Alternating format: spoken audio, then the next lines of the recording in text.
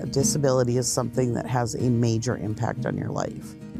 Every disability is different. And it's never the same thing for two people. I am blind in my right eye totally and partially sighted in my left eye. I was 18 years old. We were traveling way too fast on a gravel road. Broke my neck, my back. My Asperger's syndrome and my cerebral palsy. I have anxiety and depression. People would have no idea just talking to me. Being independent means different things to different people. I want to live in my own house. I want to pay my own bills. Live independently and not rely on other people. When someone is not able to live as independently as they can, it does have a detrimental effect on people's physical and mental well-being. It's no complicated thing. It's just that people with disabilities want to be included. Plenty of people get stuck in ruts when they feel like they can't overcome something in their life. That's where LIFTT comes in. Living independently for today and tomorrow. LIFTT. We help people of all ages and all types of disabilities find the resources or acquire the skills to live as independently as possible. We serve the southeastern 18 counties here at the Billings office. We have a variety of things that we offer. We can help with grant funding for adaptive equipment. Maybe a home modification so they're able to access their home. We help people to find that funding. Helping people apply for Social Security benefits. Medicaid, Medicare, housing. They have a peer support group. Peer support, I think, is key. Sharing life experiences is one of the most powerful things to help people who might be new to disability, who might be struggling with their disability. Youth transitions is kids that are transitioning out of high school. They need to learn those adulting skills. It might be rent an apartment, learn how to grocery shop, budgeting. Help someone advocate for themselves in a school or an employment setting. One of our biggest strengths is providing folks with information and referral. If we can't help you, we hope to know who can. A lot of times we'll have a potential consumer call in and they think that they just have one need, and it turns out that we end up finding 3 or 4 things we can actually do for them. You can just come in and say, hey, I feel like I have this going on. Can you help me? And we can, which is so cool to me. I love that. Most of us on staff at LIFTT have identified ourselves as having one or more disabilities. That is helpful in many cases.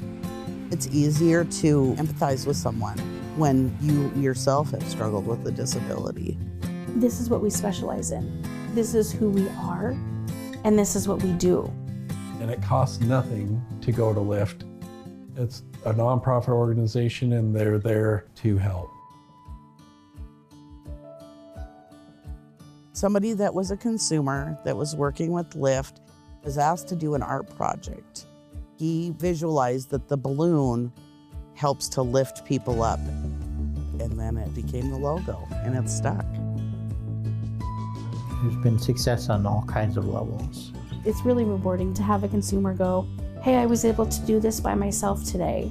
We want people to live their best life as independent as possible. Live as everyone else in society and live as a part of society, not apart from society. Everybody needs help. Sometimes you just need a little more help, and that's okay. That's absolutely okay.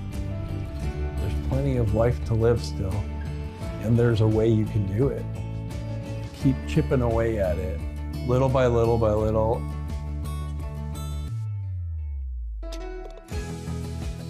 Knowledge is power. Let's share it, for crying out loud.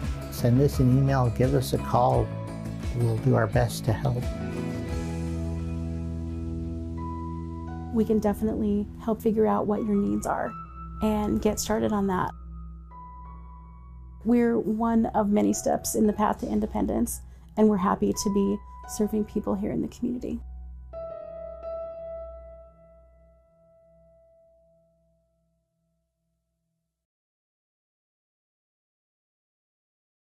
Good day and welcome to Living Well in Montana. Living Well in Montana is a program of living independently for today and tomorrow.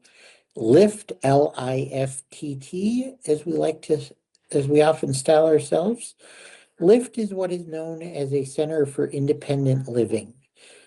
A Center for Independent Living is an advocacy and resource, is a place where people with disabilities come to find advocacy and resources to help them live independently within their homes and communities.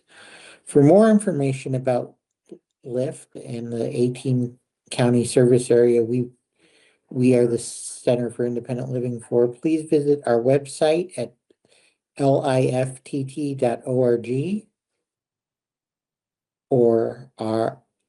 or give us a call in Billings at 406-294-5186 or in Glendive at 406-948-8500. A few weeks ago on the program, we had a guest, Theresa Baldry from the Rural Institute on Inclusive Communities at the University of Montana. And the topic Theresa and I talked about was alternatives to guardianship. And we covered sort of the basics of what guardianship is and how it sort of became the default action that families and people with disabilities end up taking when they reach what we call in our business transition age, if not sooner. And we talked about why that's not always the most appropriate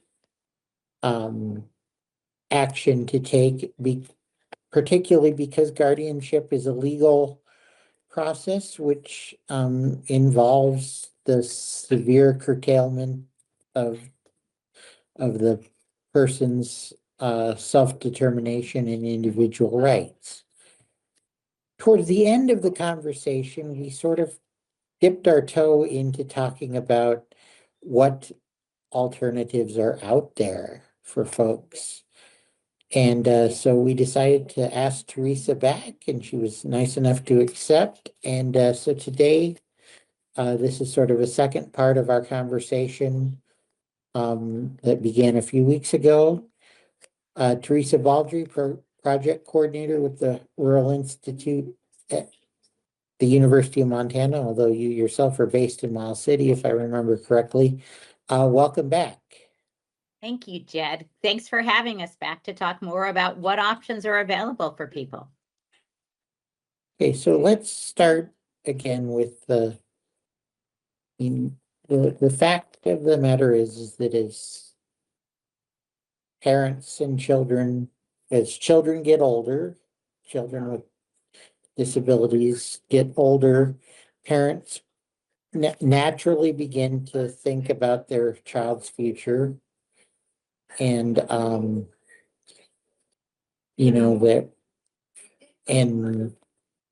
what kind of services and supports will be there for them in that future. And again, we covered it that for any number of reasons, guardianship is often defaulted to. But let's talk about again, and you mentioned to me off the air that you have sort of a list of the areas that need to be covered as the child and the parent make that transition into adulthood. Maybe we can start with that list that you have. Certainly. So when we start talking about how does someone need to be supported, we look at what are those big pieces. That's usually what gets conversation started. So it might have been that during the transition IEP, it was brought forward that the transfer of rights will occur, where the rights in the IEP will now go to the young person. So it may be that they need support in that process. And it's not always clear that they have that option to support that isn't guardianship. So we do like to go over that there are options available. Sorry, getting a lot of background noise. Other areas that come forward as needing support can be looking at the medical. So when someone becomes 18, how are they going to be supported in their medical appointments? Calling for receiving services, what kind of supports may they need there? Another big one is how are they handling their financials? So those kind of be some of those big pieces that we think about. But I also encourage people to think about all of the life, think of it holistically, because sometimes it's the little things that we didn't plan for that tends to derail how things are going for someone. So we think of it in these areas of life that kind of match some of the assessments that I can share with people if they're interested in using a tool to walk them through this. So thinking about daily life, what independent living skills may they need or do they have? Do they need assistance around employment, whether it's seeking employment or maintaining employment, or even interacting with their vocational rehabilitation counselor? Healthy living, thinking of it that way versus just medical, but thinking about medical and dental and mental well-being. Thinking about community living, how will they participate in their community? How will they get around in their community? Transportation is a big issue in the state of Montana. Finances being one of those big ones we talked about. But social, what is often meaningful for people is how are they maintaining the relationships they've established? How are they finding ways to build new relationships if they're feeling disconnected?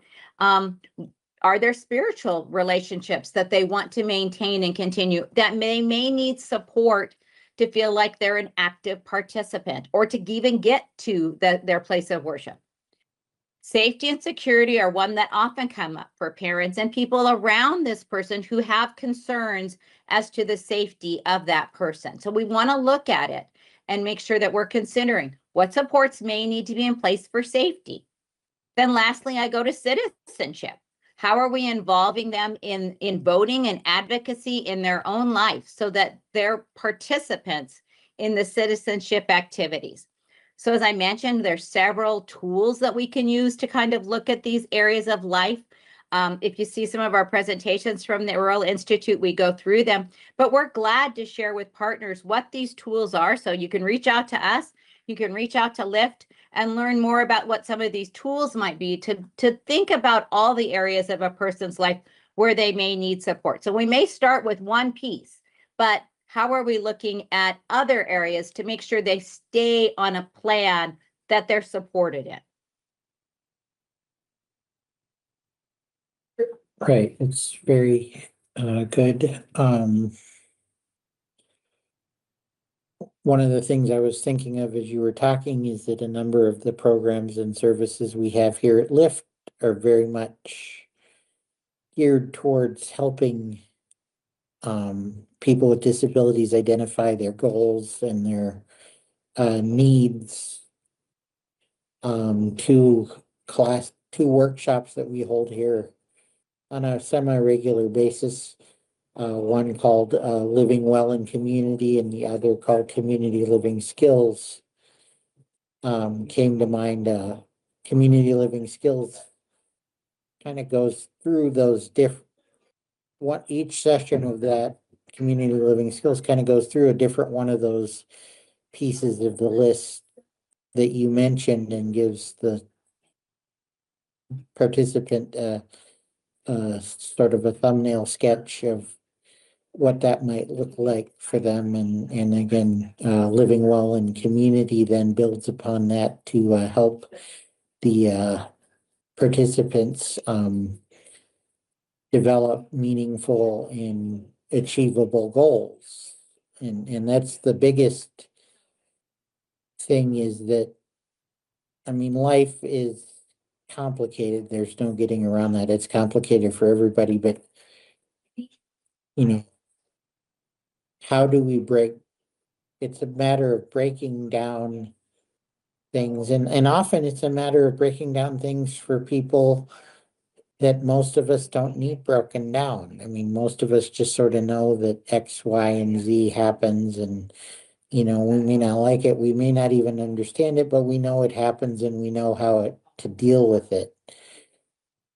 Do you find that that's one of the biggest barriers to helping, not just the families, but the student or the child or the young person with a disability themselves, is how to make this all not overwhelming? I agree. And it's helping from when they're first becoming adults, so turning 18, or even prior to that, as we're preparing for turning 18, through the rest of your life. What are the areas of life that you need support in, assistance of some type, to make sure that, again, you're being successful? And I look at those being different types of supports. So it might be that we're looking at informal supports. Hey, if I just had this, if this person just did this, then I could do this. But helping them sort that out, and even finding a way to capture that. So what you're talking about, where we're capturing that plan so that they know who their go-to person is for this area, or what did we talk about, so I can go back and look at this and say, oh, this is who's going to help me in this area of life. And a lot of times I will encourage people to look at capturing this in what I call a supported decision-making plan.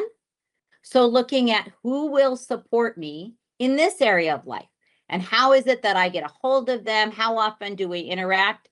But not only that they're selecting that person that's going to help them and have them be part of their supported decision-making plan, but the supporter knows that they're that person, and that the supporter has a place to sign off and say, I agree. I plan to be a part of this person's life. I plan to provide support to them in this area, and I'm agreeing to do that. So those sometimes can be considered informal and formal supports. Some people use supported decision-making, not necessarily on paper, but as a process. So they go to people that they talk with. But capturing it on paper gives you a way to look back and remember what your plan is, what your tool is that you can use for your supports.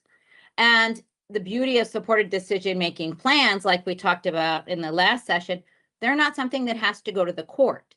They're something that can be developed by the individual and people around them to be used to support the person in their day-to-day life, in their community, and as they're needing and wanting support. So it's driven by the person needing support. How do I want to be supported? Who's going to do this?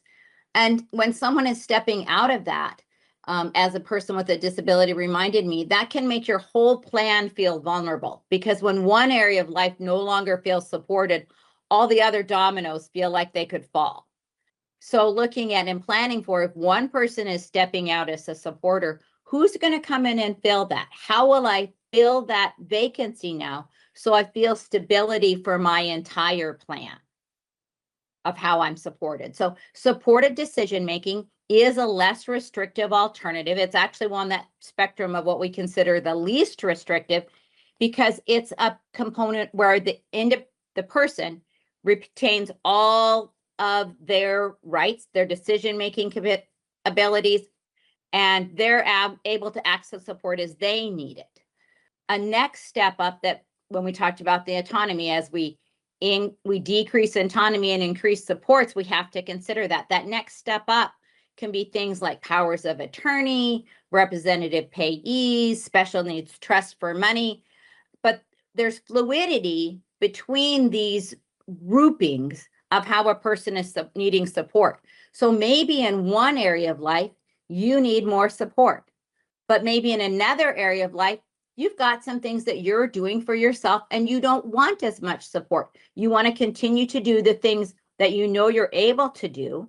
Then we can look at, is this an area where we could increase skills? So again, providing you more informal supports or tools you can use. Or is it somewhere that we need to plan for in the future? You may need more support. What would you want that to look like if you needed more support? How would you want to make a change, so that we help people prepare for the next in life?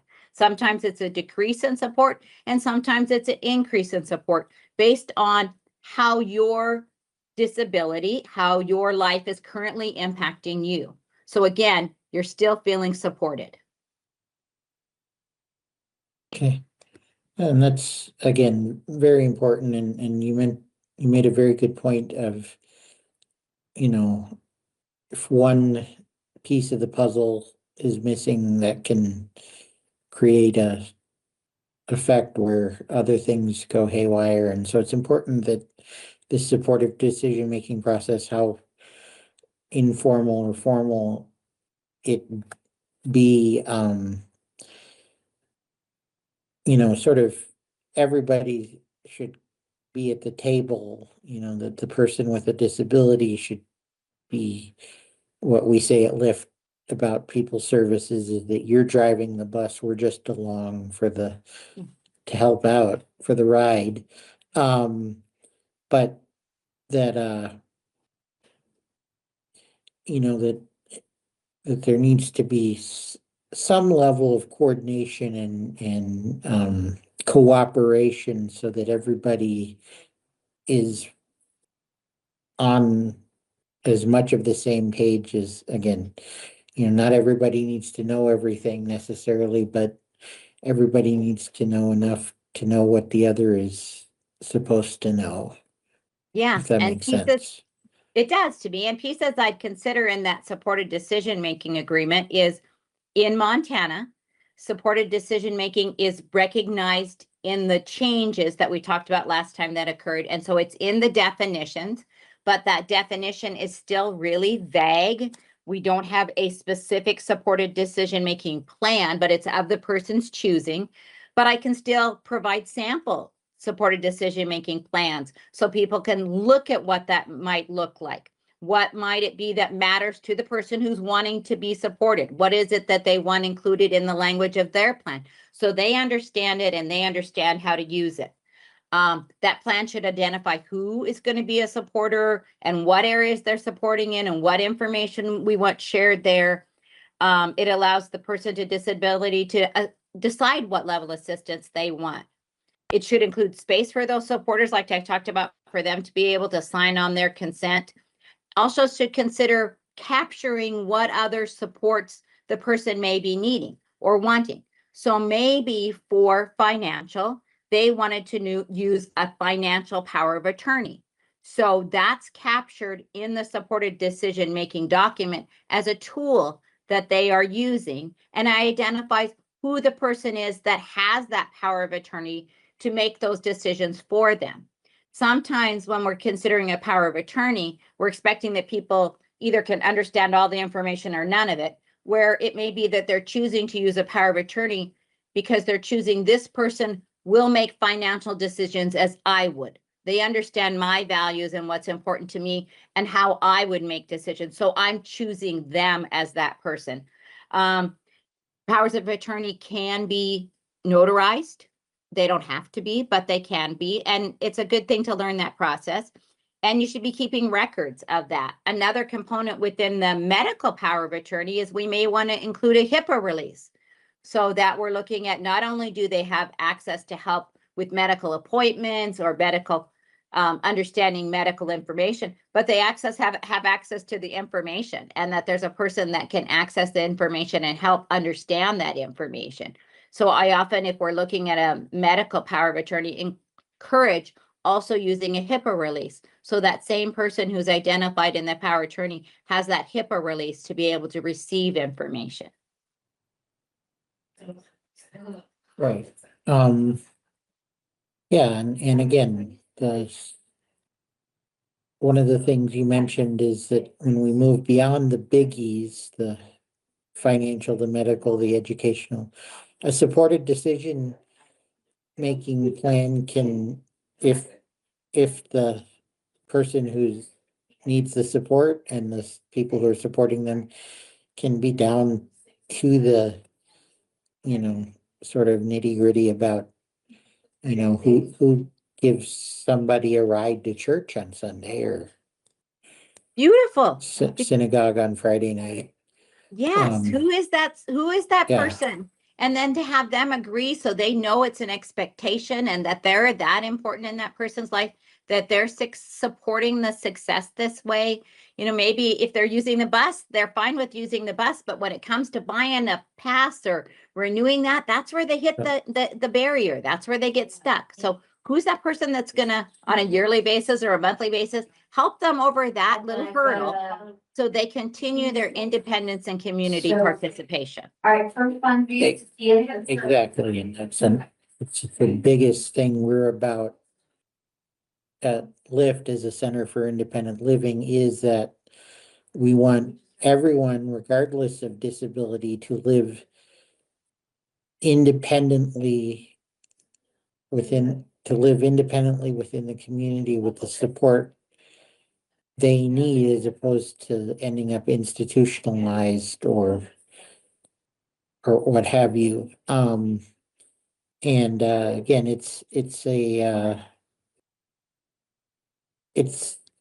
fine balance. There's not, sometimes I think when the folks who came up with the independent living movement came up with the independent living movement, you know, they weren't necessarily out of, and this isn't out of spite or out of malice or anything.